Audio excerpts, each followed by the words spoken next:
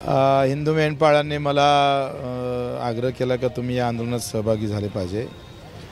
पहिली गोष्ट तर वन कायदा जो आहे त्या वन कायद्यामुळे चराई बंद केली, त्यानं मेंढपाळांना चारण्यासाठी जागा शिल्लक नाही आणि दुसऱ्या एकूण बाहेर राज्यातले मेंढरं इकडे आणल्या जातं।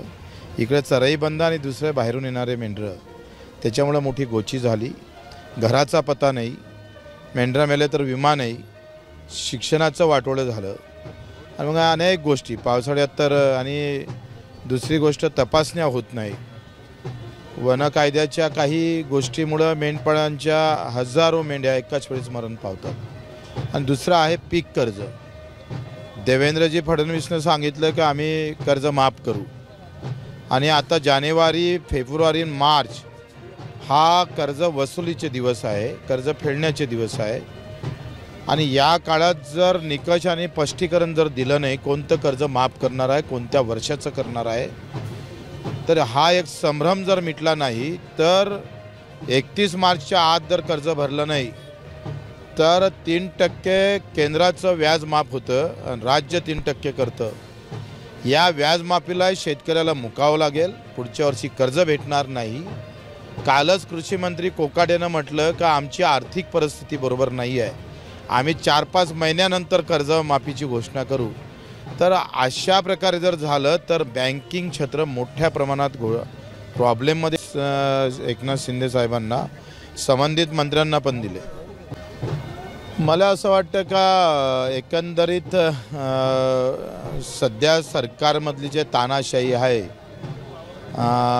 त्याच्यावरून त्यांना आंदोलन दडपण्याचा प्रयत्न काय होतं आहे आंदोलनातून म्हणजे जास्त झालं, त्याच्या मागण्या महत्त्वाच्या वाटत नाही। ते जर त्या आटोक्याच्या बाहेर जाईल तर मग आपण बोलू, अशा भूमिका असतात सरकारच्या, ते सध्या दिसतात।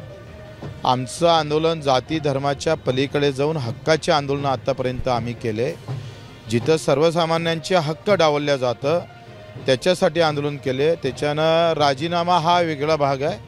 दिव्यांगांसाठी साधा यांनी मानधन तर वाढवलंच नाही, अजूनही 4-4 महिने झाले त्या 2 पाय नसणाऱ्या, 2 डोळे नसणाऱ्या अपंगांना 4-4 महिन्यानंतर उपाशी राहावं लागतं, बिस्किट खाऊन राहावं लागतं आणि वेळेवर मानधन भेटत नाही। अजितदादासारखा अजित पवार त्यांनी सांगितलं होतं का 5 महिन्याच्या 5 तारखेच्या आतच आम्ही मानधन देऊन नाही दिलं तर वित्त सचिवाचा पगार थांबू, हे विधानसभेत बोलले होते, पण दादाचा वादा काही पुरा झाला नाही। सरकारला आम्ही इशारा द्यायल्यापेक्षा त्यांनी आमच्या मागण्यावर लक्ष घालावं।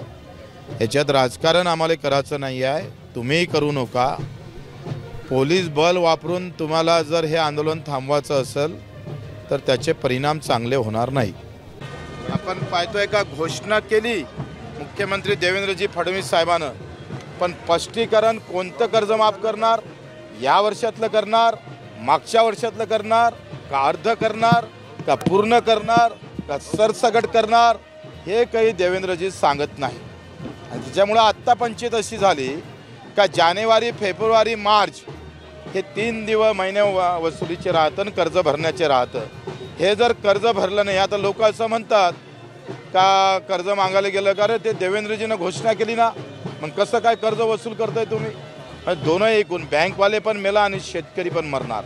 31 मार्चच्या आत जर कर्ज भरलं नाही तर हिंदू बांधव शेतकऱ्यांच्या आत्महत्याची वेळ हिंदू शेतकऱ्यावर येईल, म्हणजे पुन्हा बटेंगे तो हिंदू किसान मरेगा, अशा प्रकारची अवस्था आता येण्याची शक्यता आहे। आणि म्हणून आपण पाहतोय का त्यांनी घोषणा केली 31 मार्चच्या आत जर कर्ज भरलं नाही तर 6% व्याज भेटणार नाही, माफी भेटणार नाही। आणि 6% व्याज माफी भेटली नाही तर व्याज वाढत जाईल, पुढच्या वर्षी कर्ज भेटणार नाही, पुन्हा हिंदू शेतकऱ्याला आत्महत्या करावं लागेल। वरते हिंदुत्ववादी सरकार आहे आणि खाली हिंदुत्ववादी सरकार आहे।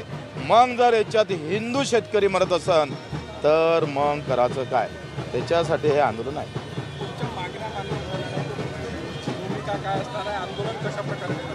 टप्प्याटप्प्यानं आम्ही व्यवस्थित समोर जाऊ, आंदोलन शांततेतच करू।